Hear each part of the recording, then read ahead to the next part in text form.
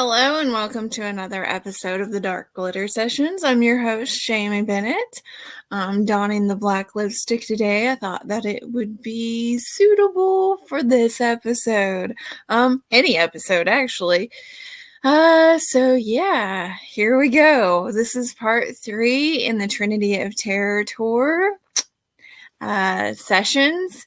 I'm talking about each one of the bands that was on the Trinity of Terror Tour in a concert review, so to speak. I'm going to tell you a little bit of history about each band. I'm going to tell you how they got started, and I'm going to tell you my experience at the concert. And it was an amazing concert. It was incredible, epic.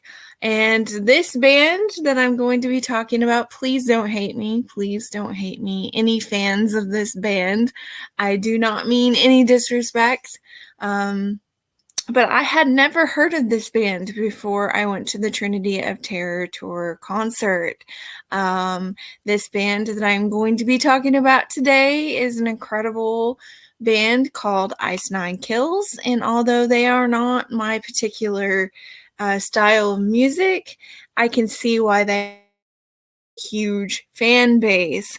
Unfortunately, I was not able to get any footage from the concert because, let's face it, this band put on a major show.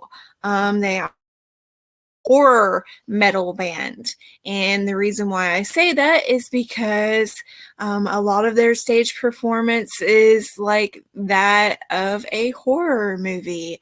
They have props, they have just incredible imagery. You feel like you are on the set of a horror movie. You feel like you're one of the cast members. They bring you in to the performance by putting on a major show. Ice Nine Kills, when we were there, me and my husband had went, and we were practically front row center.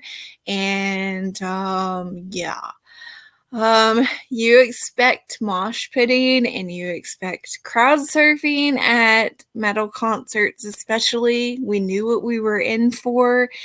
This is when the crowd really went completely insane. So that's why I could not get any footage, because if I would have brought my phone out, it would have gotten knocked out of my hand and ended up who knows where. I really wish I could have gotten some footage of this band because they had some incredible props. Their stage performance was incredible. Spencer Chernus, who happens to be the lead singer of Ice Nine Kills, actually crowd surfed over my section of the audience. So me and my husband actually helped him crowd surf. He was like right in my face. His face was in my face, up close and personal, I guess.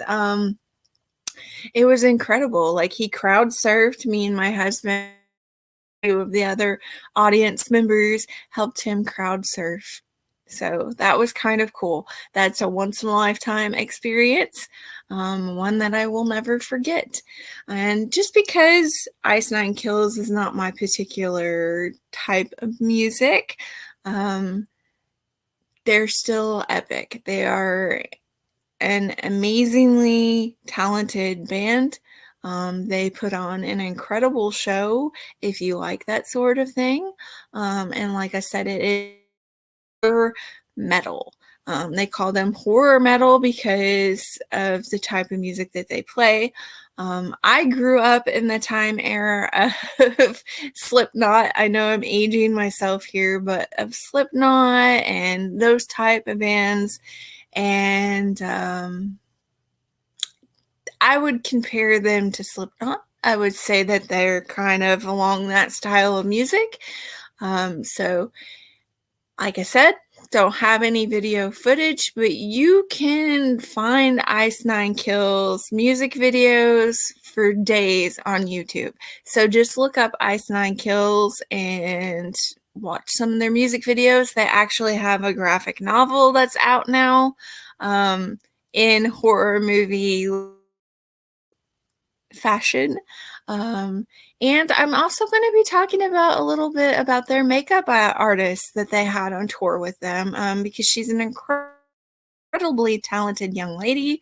And I happened to get to see her in action at the Trinity of Terror Tour concert. Her name is Chevy Marie, and she is a traveling makeup artist. She helped so much with the Trinity of Terror Tour. She's an incredibly, amazingly talented young lady. Her makeup is her makeup effects is out of this world. Her prop work, her stage presence, like she helps out tremendously on these tours. And she happened to be touring with Ice Nine Kills on the Trinity of Terror Tour concert. It is incredibly hard with the stage crew goes through. It's not just the bands that have to do an incredible amount of work. It's not just the bands who have to travel and go on tour for extended amount of time. You have to realize that there is a whole team with the band. There's the stage crew, there is traveling makeup artists, there are people who help with props, there are people who help, with stage performance. It's not just the band, and it takes a lot of energy to do what they do. So nothing but respect for anybody who goes on tour and anybody who sets up a stage for a band, anybody who works with a band. Like, I respect all of you because that takes a lot of work and a lot of energy.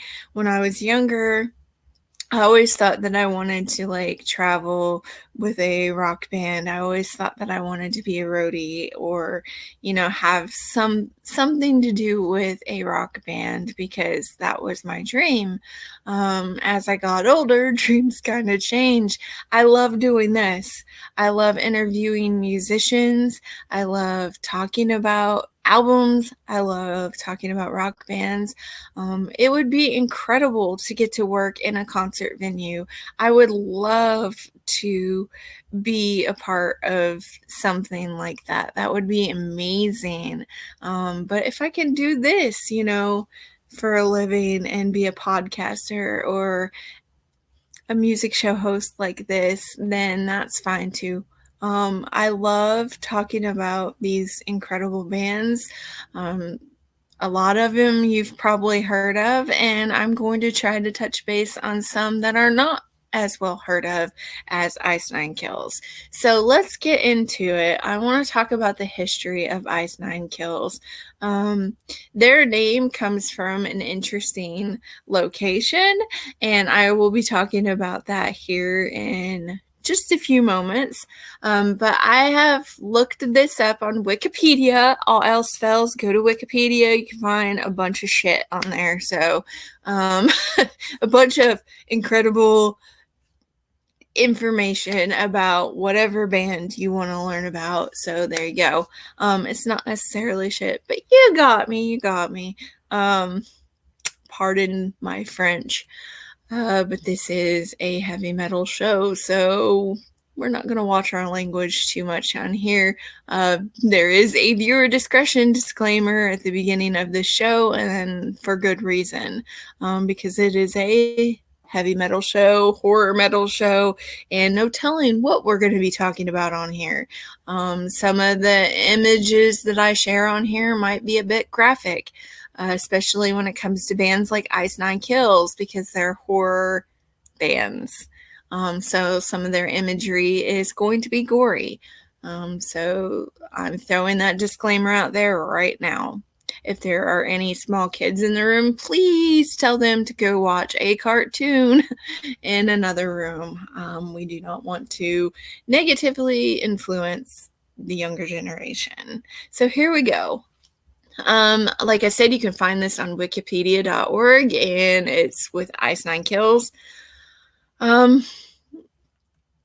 So Ice Nine Kills, sometimes they do stylize their thing in all capital letters, or is abbreviated to Inc. They were formerly known as Ice Nine. They are an American heavy metal band from Boston, Massachusetts. And they signed up with Fearless Records. They are best known for their horror-inspired lyrics. Ice Nine Kills formed in its earliest incarnation. They formed their earliest incarnation in 2000 by high school friends Spencer Charnas and Jeremy Schwartz. Charnas is currently the only remaining founding member.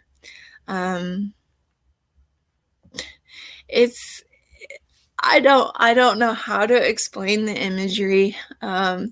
When you see Spencer Charnas, he's usually dressed up in a suit, and you're like, oh, okay, it's gonna be a normal rock band.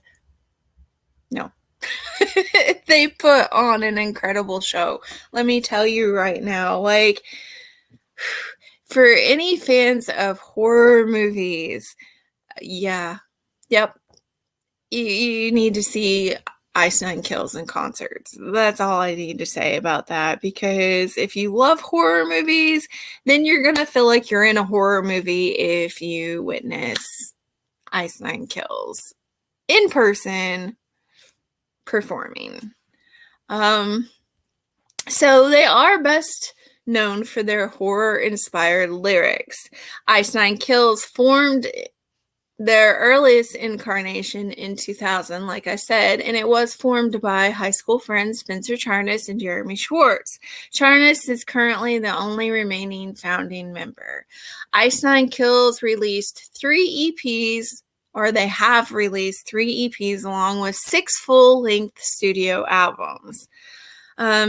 Here are the names. Last Chance to Make Amends, Safe is Just a Shadow, The Predator Becomes the Prey, Every Trick in the Book, which peaked at number 122 on the US Billboard 200. The Silver Scream, which peaked at 29, and their latest album, The Silver Scream 2, Welcome to Horrorwood. That peaked at number 18 on the US Billboard 200. Their band name is derived from the fictional substance in which you can find in the novel Cat's Cradle by none other than Kurt Vonnegut. The fictional substance, of course, was called Ice Nine. Here's a little bit of history of Ice Nine Kills. And like I said, I'm really, really sorry that I didn't get any footage, but I do have some photos that I will pop up.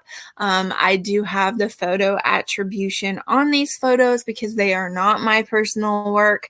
So the person who did take the photos and provided it to Wikimedia Commons, or, is on there. I did make sure to put the photo attribution on there, so please pay attention to that because it is not my work. It is the incredible work of somebody else. And I appreciate that they let people like me use it for things like this. So here we go. Between 2000 and 2009, Formation and Last Chance to Make Amends.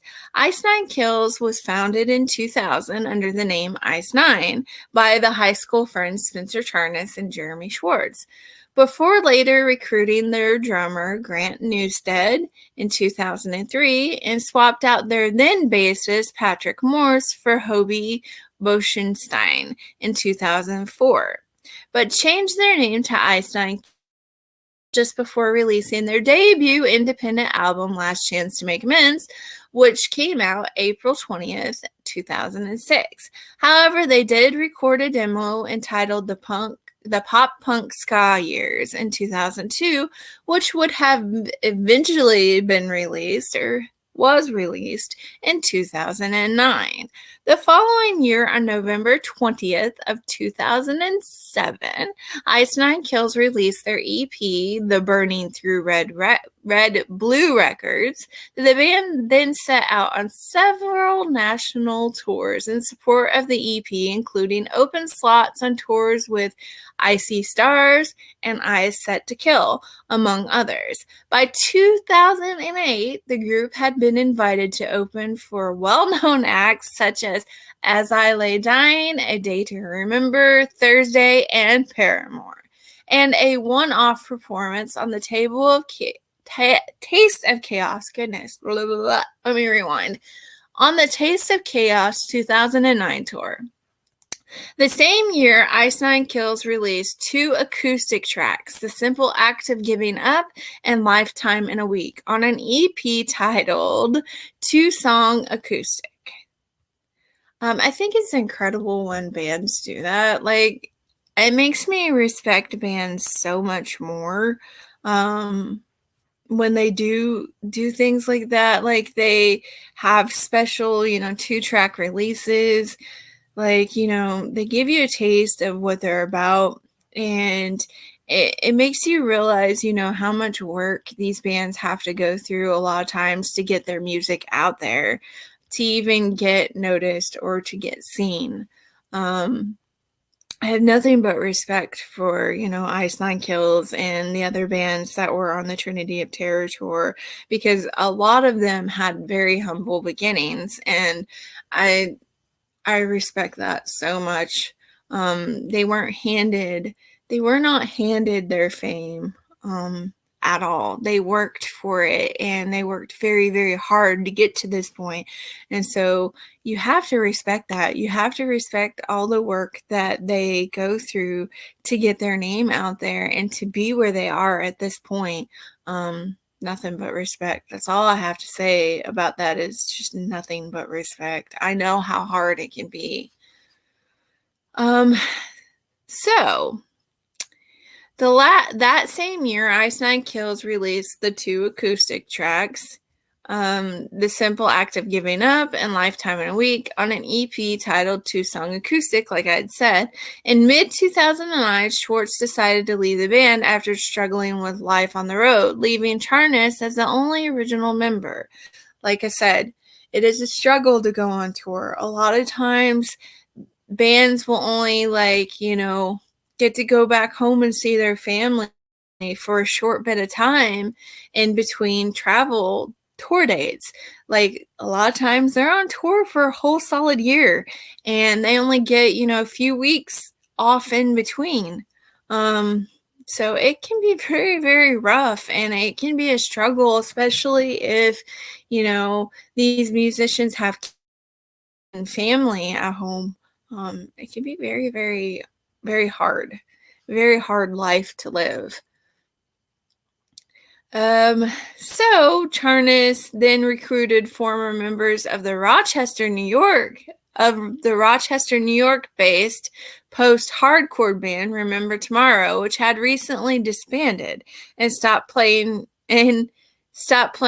rhythm guitar. This shifted Ice Nine Kills' sound into more of an experimental metalcore sound, which Ferret Music took notice and signed the band in the spring of 2009. And after their appearance on the Warped Tour of 2009, the band began writing and recording their next record. 2010 through 2013, Safe is Just a Shadow and the Predator. So Ice Nine Kills released their second full album, Safe is Just a Shadow, on July 12th of 2010. Vocalist Dave Seiling, who has since left the band, contributed clean vocals along with Spencer Charnas. The album received praise from heavy metal magazine Revolver. That's a huge deal. And the 2010 Hottest Chicks in Rock issue, and subsequently the band was invited to attend the Revolver Golden Gods Awards in Los Angeles California on April 20th of 2010. Goodness. The band supported Safe is Just a Shadow with a 2-week appearance on the Warped Tour of 2010 and supporting slot with Michigan-based nu metal and Taproot. The band performed on a headlining tour in the summer of 2011, as well as a performance of the Darien Lake, New York stop of the Warped Tour 2011. On the Dezembo stage, the band released a music video inspired by the film Inglourious Basterds for their song The People Under the Stairs. So here we go. On May 12th of 2012, it was announced that the band would be an opening act for the 2012 edition of the All Stars 2012. Ice Nine Kills released an official lyric video for their new single, The Coffin Is Moving. On the same date, they launched a Kickstarter campaign to raise money to fund their new EP. On December 22nd, the band announced that they had raised over $21,000 for their Kickstarter campaign and that their new EP, The Predator, would be released on January 15th of 2013. To celebrate the announcement, they released a second single from the EP entitled What I Never Learned in Study Hall, featuring guest vocals from Tyler Carter, vocalist of Issues. The acoustic version of the song was released January 8th on Take Action compilation Volume 11 via Hopeless Records. The band's second EP, entitled The Predator, was released on January 15, 2013 and debuted at number 9 on Billboard Heatseekers chart. On April 26, 2013, the band released a standalone single called The Product of Hate. The song was released as a fundraising way to help victims of the Boston Marathon bombing. On July 9th, 2013, the band released the official video for the song The Coffin Is Moving, and on November 4th, 2013, the band released a new single titled Connect the Cuts.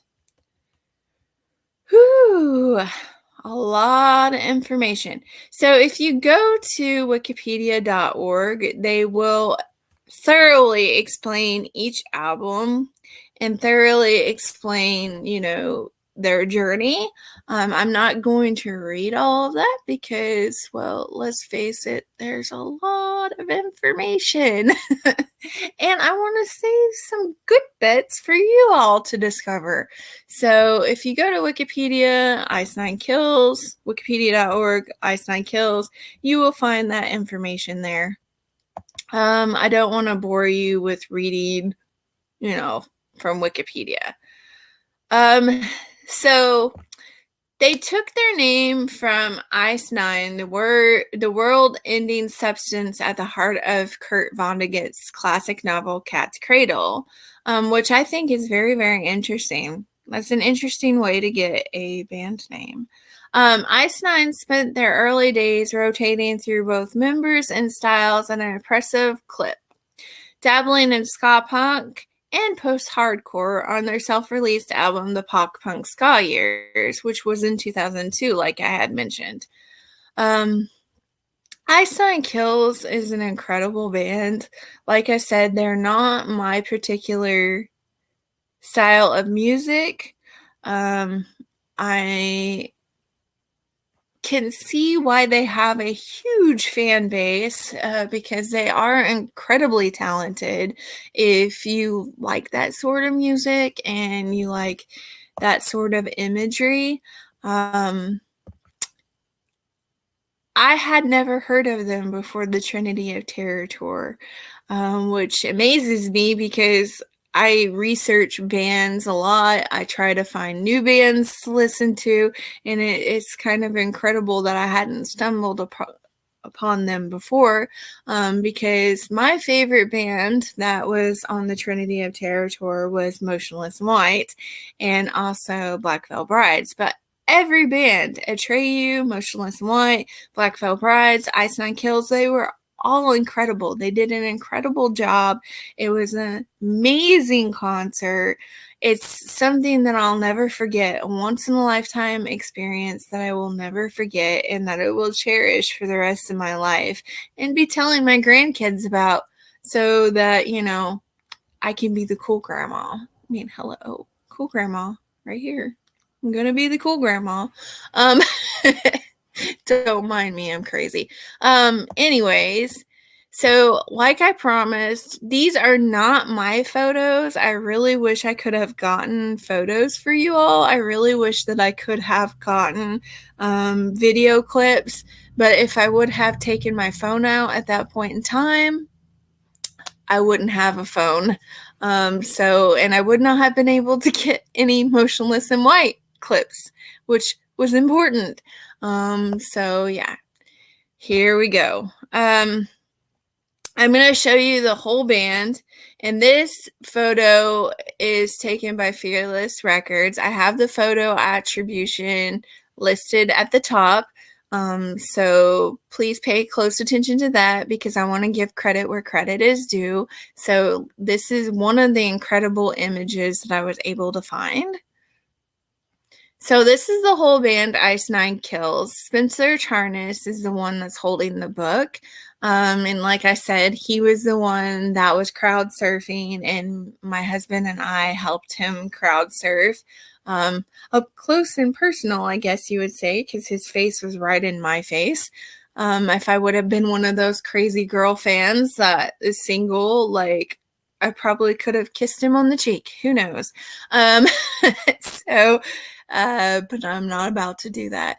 I just thought it was incredible that, he crowd surfed. He went out in the middle of the crowd, and they take chances. They take chances of anything happening when they do that. They're putting themselves in a vulnerable spot because anything could happen to them. They could get hurt. Somebody could do something to them, and he took that chance and he went out in the crowd, and that's just incredible to me. That's absolutely incredible. Of course, he was safe. He didn't get hurt. Security did an amazing job at the concert. And so, yeah, it was an incredible concert. So this is the band Ice Nine Kills. And like I said, they do put on kind of like a horror movie show. You feel like you're in a horror movie. And so his microphone stand is even incredible. I'm going to show you his microphone stand now. There's Spencer Charnas with his microphone stand. And as you can see, one of the half skeletons or the skeletons is holding an axe. That's actually a prop that they use in their show. He waves that axe around at some point in the show. And that's what I'm going to show you next. It shows him in his white jacket, his medical jacket, waving the axe around. Well, no, he's got a severed head. I thought I had gotten the axe image, but I thought it was more important to show you the severed head image. So yes, he does wear that white lab coat, and he does wave the axe around during the stage performance, but what he is holding is a fake severed human head. They really go above and beyond for their stage performance. And Chevy Marie did an amazing job adding to the stage performance because they have this Pennywise clown show that they do for one of their songs, and Chevy Marie puts on the yellow rain jacket and she has the red balloon, and it's just incredible. She changes outfits so fast, and the props are incredible, and just the whole stage performance by Chevy Marie and this band is incredible. I can't say that enough. They really, really put on a show. Here is another thing that they will do. They actually bring out a chainless chainsaw. Don't worry, nobody is harmed. But it is very, very interesting. They, like I said, they do go above and beyond for their stage shows. I really, really wish that I could have gotten some video clips for you all. I really wish that I could have gotten some photos for you all. But just go and check Ice Nine Kills out on YouTube. They have a lot of amazing music videos on there. If you like this type of music, check them out. I'm sorry that this episode was so short. I wish it could have been longer, but just check Ice Nine Kills out. They're incredible. Every band that was on the Trinity of Terror Tour is incredible. Every person who worked with the bands, security, anybody who was involved with the Trinity of Terror Tour did an amazing job, and it's definitely an experience that I will never forget. So I'm very thankful that I got to have that experience. I'm very thankful that I got to see that in person. The venue that I went to was an amazing venue. I absolutely love it, and I'm going to be going back there April 26th.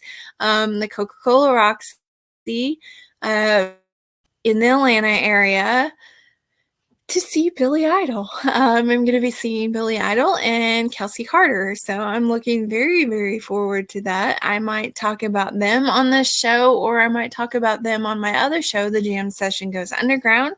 If there are any heavy metal bands, any horror metal bands, independent artists, anybody you want me to research and want me to talk about on this program, please leave it in the comments. I can't see your comments right now, but I will go back and check them.